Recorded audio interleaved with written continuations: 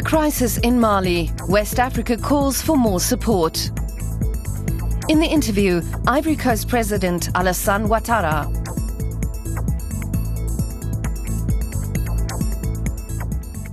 President Ouattara, I would like to begin with a question for you in your capacity as the chairman of ECOWAS, the 15-member group of West African nations. Yes. How concerned are you about the very grave situation currently in Mali?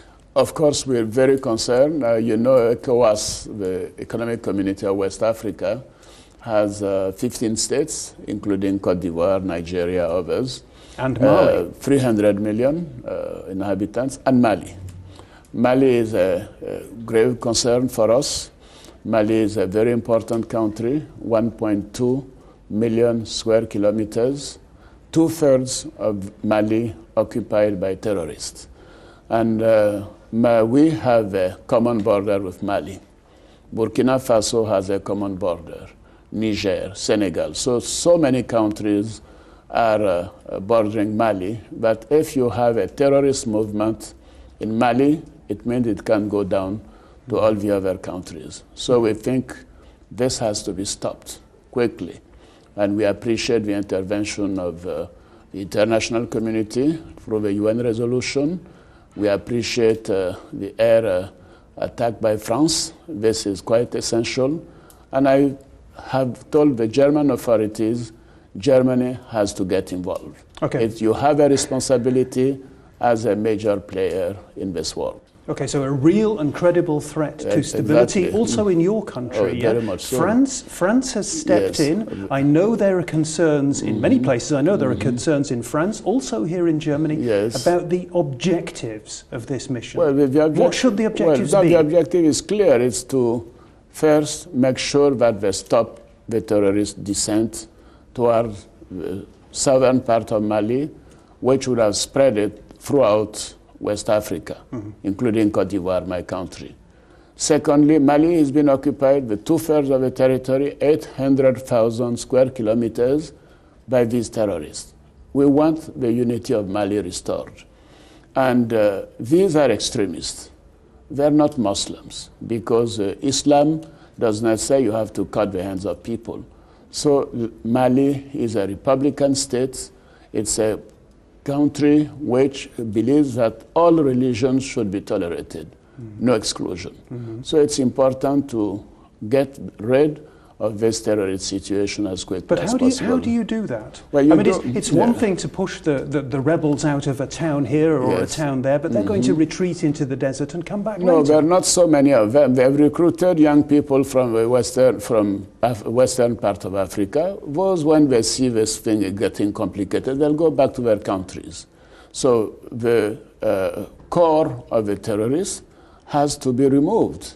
But there have been senior figures in intelligence circles who have said these fighters are particularly resilient, they're well equipped, they're well trained. Well, but I suppose the French artillery and the German, the European, the world is better equipped and has to be more resilient and more determined. Okay, let's begin then with the French. Well, when you talk about the French, Laurent Fabius, the French foreign minister, has said this will be, I mean, he talked of what sounded like a tidy war. That's been a word that has been used, talking about this is a matter of just a couple of weeks. Do you believe that? No, that I'm not a military strategist, but I believe if there is a massive determination and mobilization of the international community, this can be settled quickly.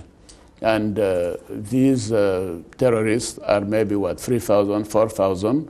As I said, we have a lot of people they have recruited in the sub-region who certainly will leave them.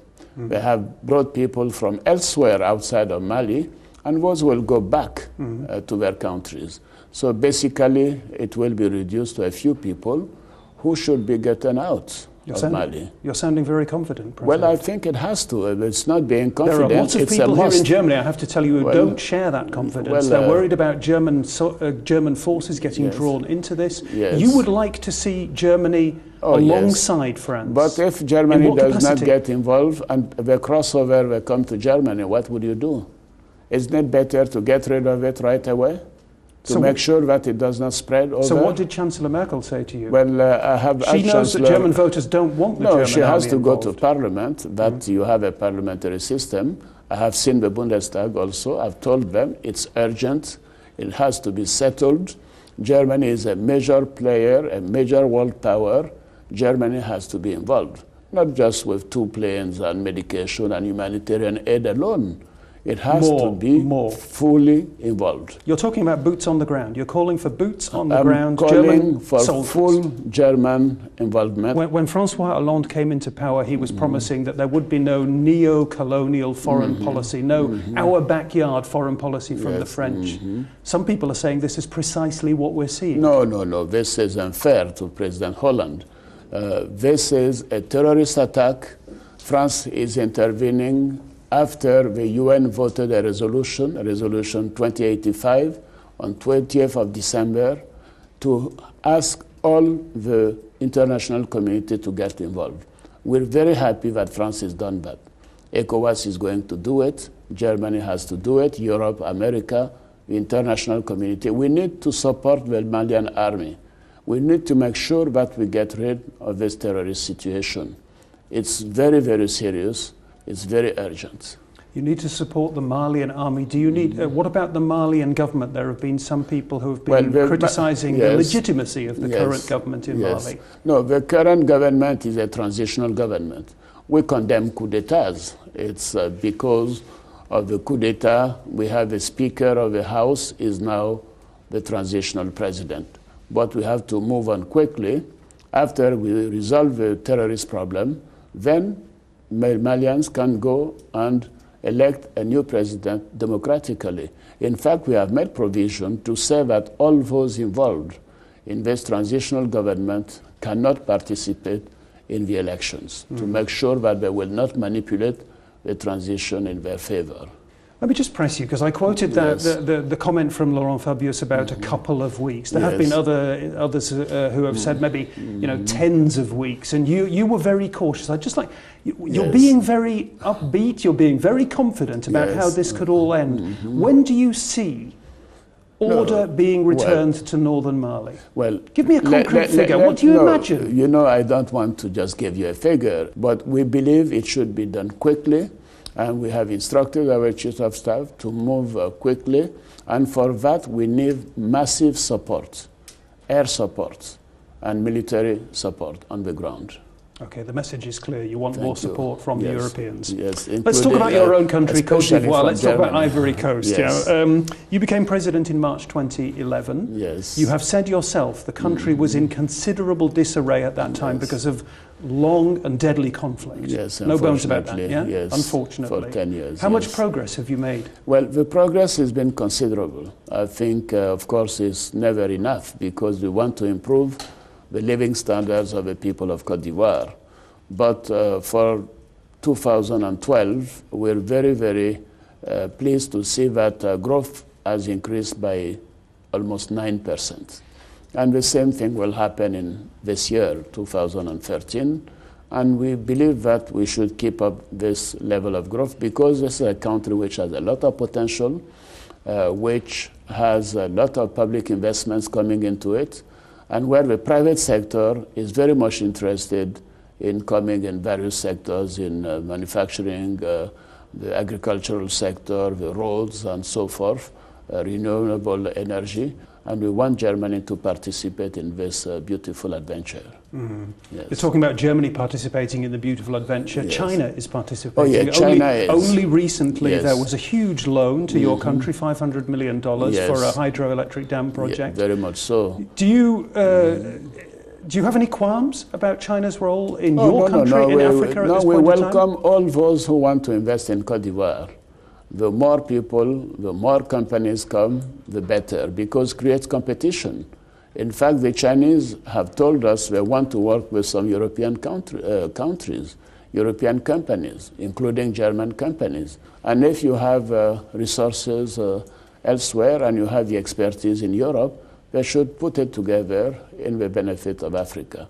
And Côte d'Ivoire is benefiting from this large investments, a power plant, and I beg the industrials here to look at renewable energy because we have a lot of sun, we have a lot of water, and Côte d'Ivoire is providing electricity to several countries in the sub-region. 4 countries now.